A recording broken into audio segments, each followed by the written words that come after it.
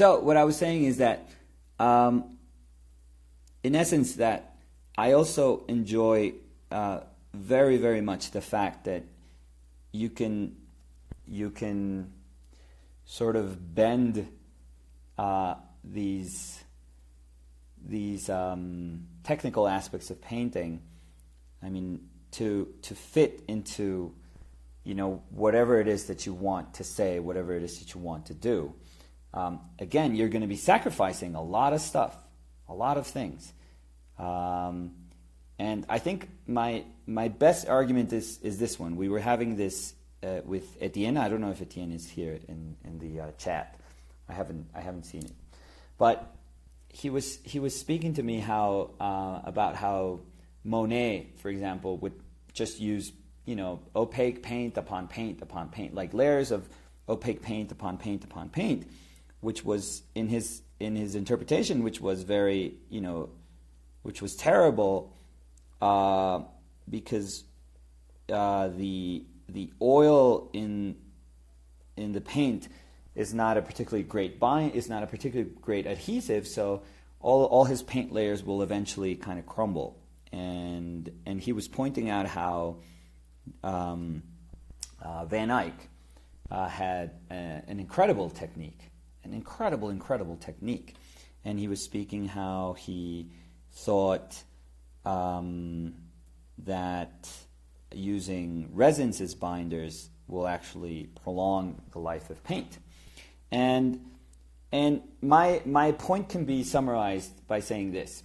I totally understand all of those arguments, but if Monet would have thought and painted and interpreted paint like Van Eyck,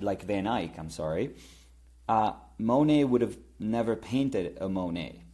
Like, Monet would not exist if he would have attempted to understand painting like painting was understood historically. So I always say, like, I much rather have a Monet that doesn't survive as long as a Van Eyck than not have a Monet at all. That's my point. And I think it's a tad fuzzy. Let me see. How's that? Crappy cell phone cameras that don't focus. Let me see if I can zoom in a little bit. No. Nope. What the I can't zoom in. Well, to be perfectly honest, in my humble opinion, of course, without offending anyone who's I couldn't read all of that. Two.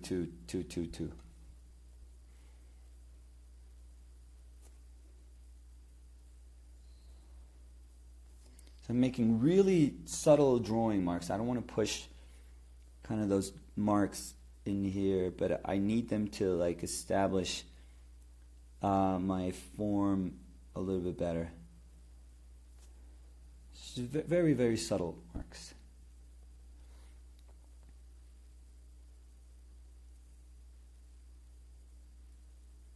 I'm going to be able to paint just this session, and then I have to jet because I have class.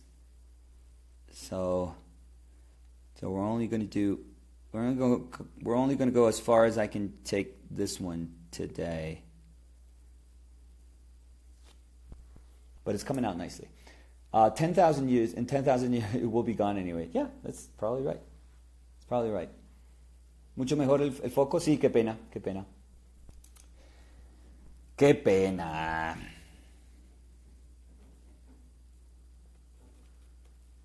So I'm going to make tiny little shifts in light that are there, but I hope that they don't. My goal is to have them not kind of obstruct the wholeness of light.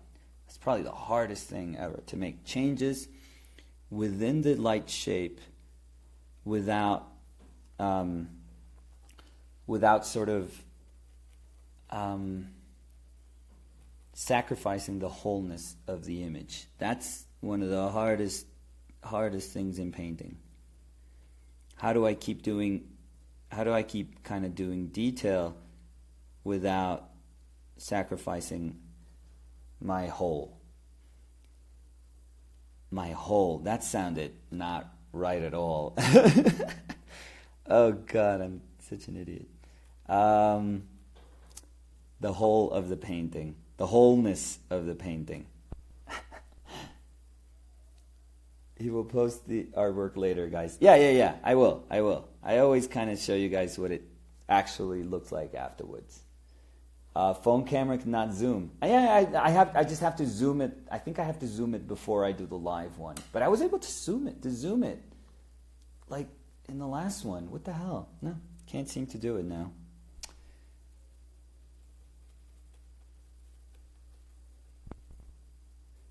Don't sacrifice your whole. Thank you. That's okay. I'll let you guys just say a couple more comments on the whole, and we can move on. Just a couple more. Couple more, if you guys want. 2 more minutes of jokes on holes, and then we can move on. Can you show us your palette? If you want, I'll show it in the end. Don't worry about it. I'll remember. Watch me say that and not remember, but I'll remember. I'll try to remember. In the end, I'll show it. It's really dirty because I was painting yesterday.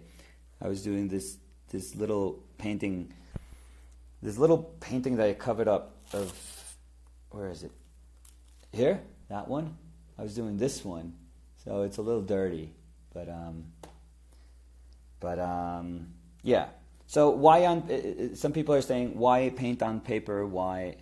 I've said it a couple times before, but it's just that for me right now, it's not the fact that it's paper. It has nothing to do with it. It's just that the space where I'm painting at, this little book is granting me the ability to do things that I wasn't doing when I was thinking about doing paintings for like shows and galleries, and just stuff that would be sort of impregnated with values that it's not that I don't respect those very those values. It's just that I don't know, I was getting a little bit tired of it. It seemed like I was painting for the art world, and I was forgetting what it felt like to paint for myself. And I just grabbed this little book, and it's very unassuming. It's just essentially it's like a diary. And I said, well, things that I do in here won't matter. I kind of convinced myself of saying that.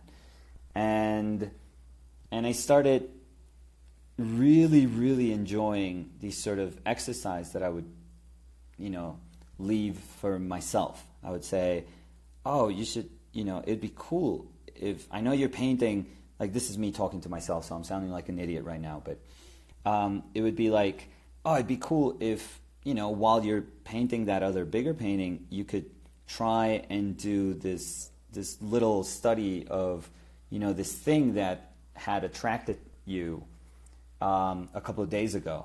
These things that you were attracted to a couple of days ago and that you took a picture of, or this idea of an image that you had a couple of days ago, and that I couldn't really fit into my sort of painting lifestyle because I was worried about other stuff. And so this space became that. It's not because, the paper is fine. Moleskine notebooks have been excellent for more than a century. The paper is obviously excellent, but it wasn't just because of the paper or because of the size or because, I guess it was all those things, but it's also because my mindset was telling me that it was a space where I could just go back and remember why I love to paint. And that's why I've been doing it here. Like I'm very loyal to what works. So right now this is really, really working for me and I'm enjoying it. So I'm going to keep on doing it until something else kind of grabs my attention and or until, you know, I can translate this, what I'm doing here, into other works, or I don't know. It's just that this to me is very important right now. So the paper has to be strong, otherwise it won't last long. All those things are true. But, you know, remember, when you go to a museum and you look at Toulouse-Lautrec painting on paper, and remember that feeling that you get when you see it and you go like, oh my God, this is incredible. And remember that feeling, and how that feeling is never really bothered by, oh my God, my great-grandchildren will never be able to look at this. So that's part of what we do. It doesn't, you know, I'm not saying it doesn't matter, because sometimes when people think that it doesn't matter, I'm saying like they think that's a very sort of nihilistic approach to like life, saying, oh, nothing matters. Species are going to die, trees are going to fall, you know, nothing like that matters. No, not quite. Obviously, it's not about those things. But, you know, I always go back to, because he's one of my painting heroes, and hopefully it doesn't sound like I'm justifying myself through him, but, you know, Norman Rockwell had to do so many post covers. So many post covers. He probably worked at a pace that, you know, him and Leindecker only worked at a pace that few people in art history will ever understand. The amount of paintings that they had to do and the amount of time that they did them. And they painted so many of these paintings that Rockwell had to, and this is documented, and this is, he actually, if you've ever read my adventures as an illustrator, I think that's what it's called, the Rockwell autobiography. He speaks about him being criticized because he would spray a varnish layer on top of his paintings before the paint had dried. But he did it because he had to seal the painting. He had to like flash dry the paint layer, because or else he wouldn't have been able to like finish the painting on time. And he, you know, the way he painted on very specific like layers, because he had, you know, a very, very specific technique. So if he hadn't done that, there wouldn't be the paintings that we now, you know, enjoy from Rockwell. And when he was approached, and people would tell him, well, you understand that because you're doing that, your paintings are not going to last. And he said, well, let future generations have their, you know, their masters, have their painters, have the paintings. So, you know, he was essentially saying, well, this is working for this generation, and contextually it makes sense. It made sense for him to do that. And, you know, you could argue, well, he was an illustrator, he's not a painter. That's first of all, that would be ridiculous to say that argument. And no, it was just his stand on things. He just said, he was just like, I have to do this painting, and the only way I can do it is by sacrificing technique. And, you know, he was willing to say, well, you know what? Have your future generations have their own, like, masters. So if that's what Rockwell said, that's good enough for me, because he was one of the best, you know. So I love that quote on him. So I don't know if you guys respect that, or if you guys would acknowledge, you know, that, but to me it says a lot. So, you know, I'd much rather just enjoy this moment, be conscious of this moment, and who knows what the future is going to look like. So let's just think about what we can do right now, and how we can create stuff right now, how we can enjoy the stuff we make right now, and then we can worry about, you know, our kids are going to do in the future. So, but see, a lot of people think that when you say that, it's like, oh, okay, so, F nature, F global warming. No, this is painting, for God's sakes. This is just painting, so.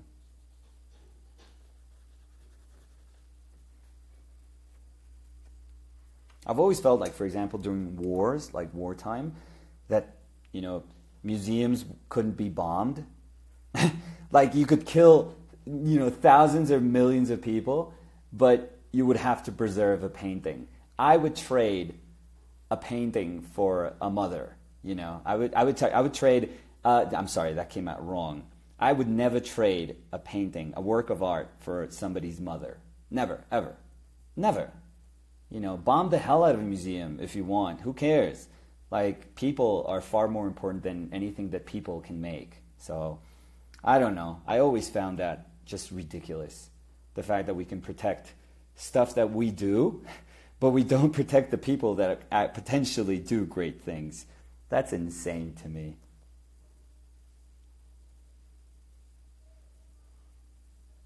See, I was trying to give like a really nice quote there, and I couldn't nail it. Fuck.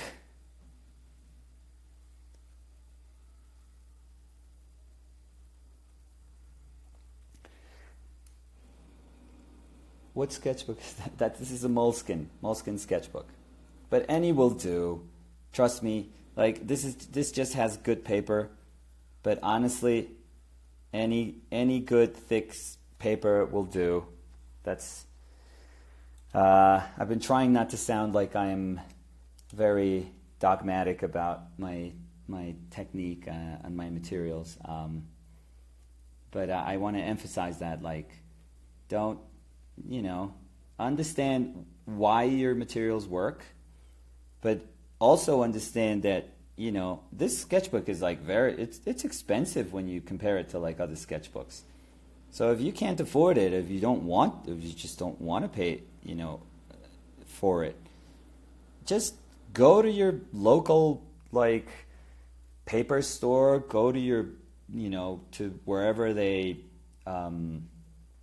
recycle paper. Like, there's plants that, paper plants that use recycled materials, and they're making really, really nice, very stable, like pH neutral paper, and that's totally cool. And if you can get some of that paper and it's thick enough, then it probably works just as well. So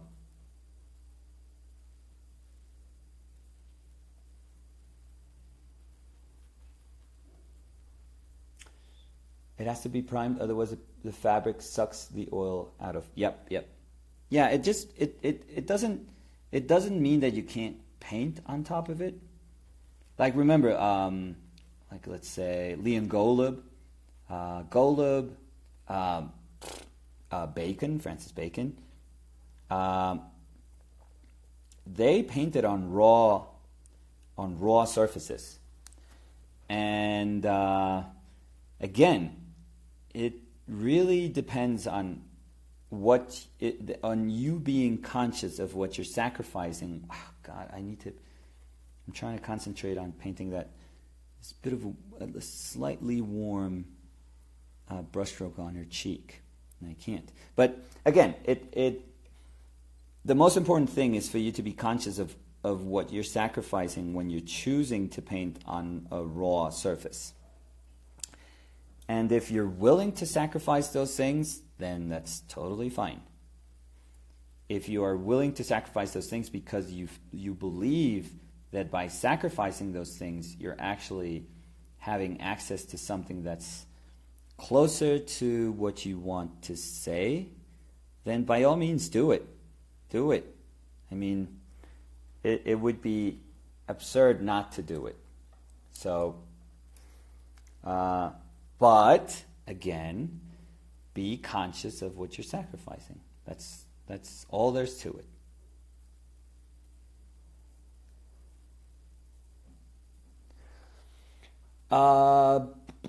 Before he will do a YouTube channel because yeah.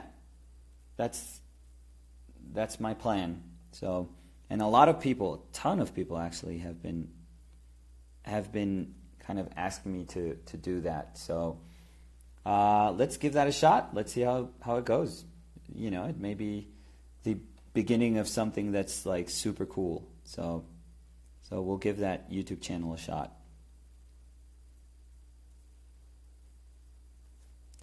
I'm doing very small, like just tiny little changes here and there. But they're very, very important. I want it to feel kind of fresh, the painting. For this one, I don't want it to be like super tight. I've gone tighter on other paintings, but for this one, I like that sort of brushy quality to it.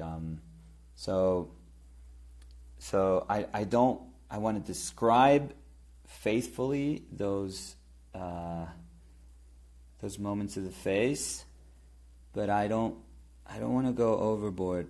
It's such a small painting that as soon as you get tight on this painting, it shows a ton. It really, really shows, and I don't like it. So, and you know, any little brushstroke that is off, any little brushstroke that's a little bit off, it also kind of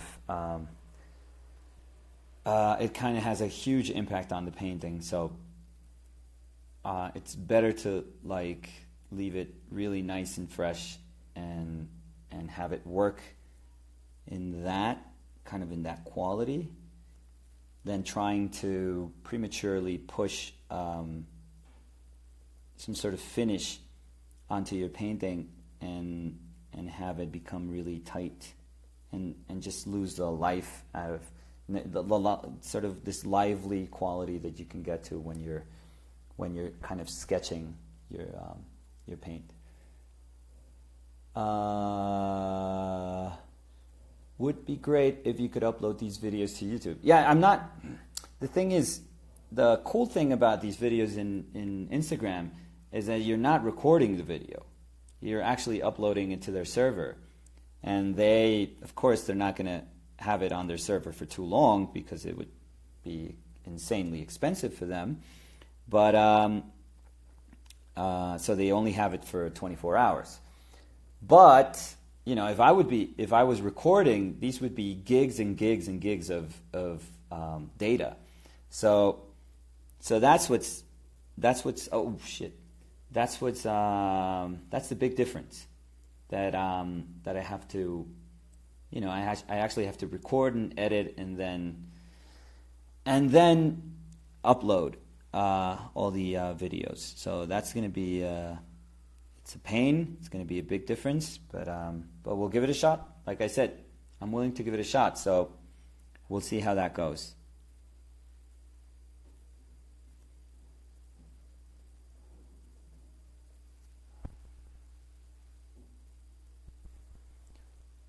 He said titanium. I don't know. Yeah, I probably did say titanium.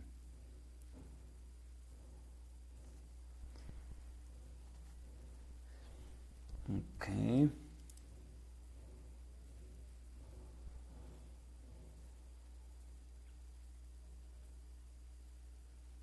So this is little things like it's funny how we can advance very quickly initially, and then afterwards it just goes a little bit slower when you're trying to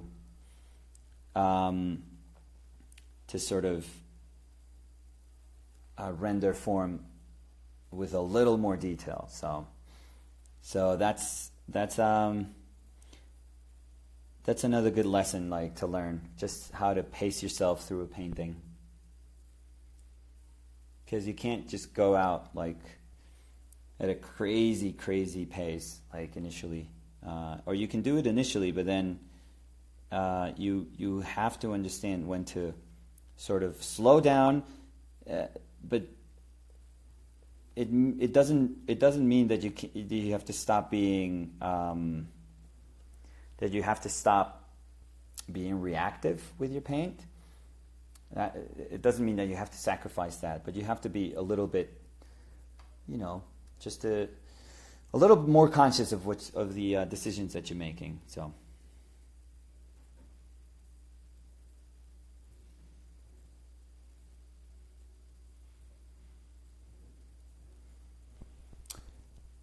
I would definitely pay for it. I'm using crayons. Well, you know, oil bars are very sort of expensive crayons.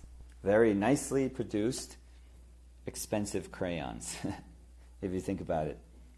I don't know if people here use them, but they're super cool, like oil sticks. But they're pretty much just pigment, wax, and oil, you know? And they're beautiful to work with. So, crayons are not that bad. Which oil do you use? I mean, in most of my work that I've done with traditional oil mediums, oil painting mediums, I've used stand oil. So, and of course you have to cut it with turpentine, because any medium you use stand oil, you have to cut with terps. I usually used oil resinous medium, so I would use, and with a balsam, so I would use stand and Venice terps or Canada balsam and Damar varnish. So that's a very nice, very sappy, thick medium, so you have to be super careful with that, because if you use it in excess, it's terrible. But I would use that, which is pretty much like it's almost like a glazing medium, but it's a very nice medium. Let me see if I can do something with the mouth.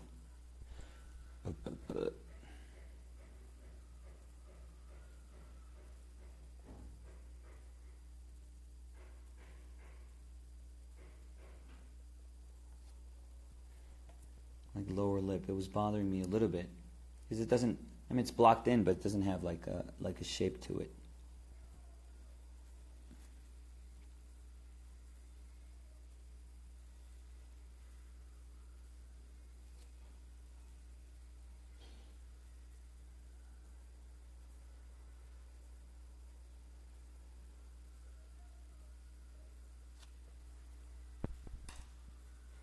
Damar varnish and glossy varnish, what's the difference between them?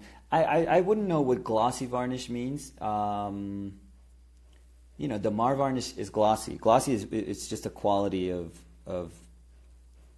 a medium or paint or whatever. It's just but oil is glossy. Any oil is glossy. Any varnish, natural resins are glossy too. Glossy means that they're shiny, that they glare, that light can actually go through them and then bounce back. When they're matte, light actually bounces off of them, so you can't really see exactly what's underneath. So Damar varnish, copal varnish, mastic varnish, they're all glossy. I think those are the three ones that I know, like natural resins that we can use, and I've used all three of them. So very nice. Copal varnish, beautiful varnish. I actually cut it with I think it was petroleum distillate, and oh my God, it's one of the nicest varnishes traditional varnishes I've used. It's very, very nice. Copal it's a very, very nice varnish, and I used mastic as part of a medium, with leaded oil, with black oil, and it was nice too. It made like a super firm film of paint, because it's a hard varnish and there's lead in it, and there would be lead in the oil, so it made for a really, really hard film of paint. But again, it has lead. A lot of people don't like to consider using lead. I've used lead paint for a long time. It has an amazing quality that can't be sort of duplicated, I'm afraid. So, I mean, there's a reason people were willing to sacrifice their health to use it as, for painting. So, and it's probably the best primer, the best ground for painting ever. I only did a couple of paintings with lead primer in my life, and I actually waited, I think it was 8 months to paint on top of them. That's how you're supposed to do it. And it was incredible. It really was incredible. I mean, it's as soon as you start painting, you realize, oh my God, that's how people paint it. That's how people. This feels like these paintings that I've been, seeing in a museum. But it's just not practical. It's not safe. Like, I was very stupid. I actually sanded. I sanded it outdoors, but I was very stupid. Like, I sanded it without a mask. So I'm sure there's some lead in my body. I'm pretty positive. So, but yeah, it's the most beautiful surface that you can get. It would be hard for anyone to argue differently, to be honest. Maybe a lemon yellow and a scarlet lake and ultramarine blue in addition to the other colors listed. Not positive. What do you mean? What do you mean?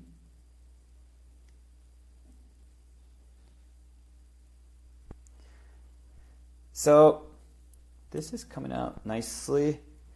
I like her hair. I really like her hair. She's not that much of a redhead, my daughter, because right now it's looking like a sort of auburn, sort of reddish hair. But I'm loving, how it looks. So who cares? It just really feels like it's like the hair is just extending, on top of that pillow. How do you allow the oil paint to dry in a sketchbook? You just let it dry. I'm sorry, I don't want to be an asshole, but no, you just let it dry like, everything else. It takes like a couple of days, but that's about it. This I painted yesterday. I painted this yesterday, and look, I can,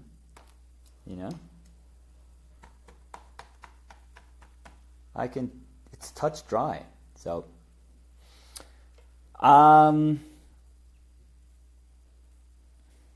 so let me see if I can do some little bits of hair here and there that I'm missing, so that it's softer on the sides.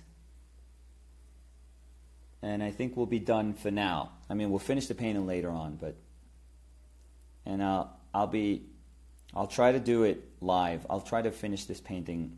We'll try to do the whole painting live, so you guys don't miss anything. But I think we're good. I think we're good. Titanium white, raw umber, alizarin. So let me do a little. I have to eventually stop because I really like the quality of the paint right now. And if I start just doing little stuff to it, I know that I'm probably going to do a tiny brushstroke that I don't like. That's going to make me do that. I'm going to have to then I'm going to have to do 20 little brushstrokes on the side to fix that stupid brushstroke that I just made. So let me just kind of finish up here.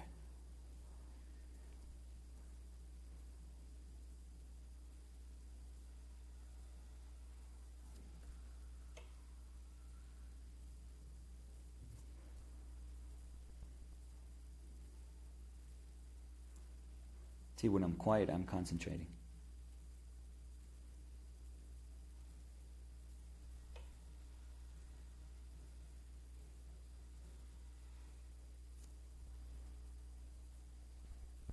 It's good, and I'm missing just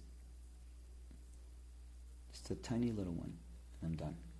And I'll be done, promise.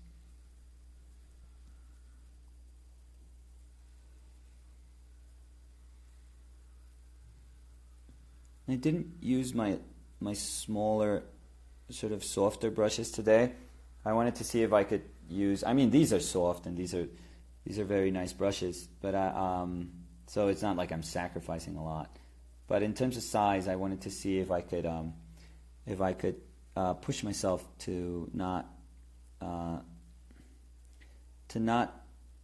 convince myself to use those, to feel the need to use those brushes.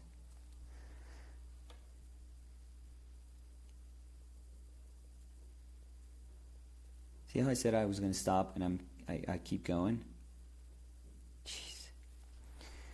Why do we do that?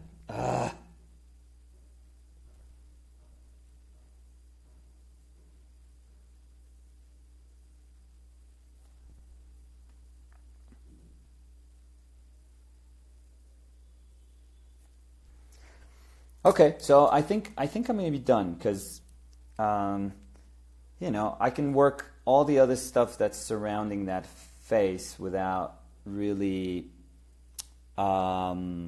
feeling like I have to do something else to the face. I'm very happy with how it ended up. So let me see if I can. Oh God, let me put this onto the side, off to the side. Okay, let me see if we can if you guys can sort of see that. It's nice. It's kind of glaring a bit, but it's, it looks nice. I'm happy. So, there's, like I said, there's a nice sort of loose quality to it. The hair is very sort of loose. You know who's just crazy good at doing that? Nick Alm. Oh my God, that guy paints so good. But, he does that. The stuff that I'm hoping to hint at with the hair, he does just consistently well. He paints beautiful paintings. So, but I'm happy with it right there. So we have a long ways to go still, though. I have to do those hands. That's a chunky ass hand. I have to paint that a little smaller. When I drew it, she feels like she's got these, big ass hands, like butcher hands. But I think that's very nice for today. And let me see if I can show you my palette. I have to take the tape off my. You should see my setup when I'm doing these things. So that's the painting. That's very nice. That looks nice. That's the palette. Look at that disgrace. Oh my God, that's horrible. That is so terrible. Jesus, look at that. I don't know how I let myself. Look at my yellow. Yeah, that's keeping your yellow clean. Look at my white. Oh my God. Anyways, that's so like I said, titanium white, yellow, cadmium lemon yellow, cad red medium. If it's too light, sometimes it's too orange. If it's too dark, then it kind of feels like it's going off to the cooler side. So I think medium is perfect.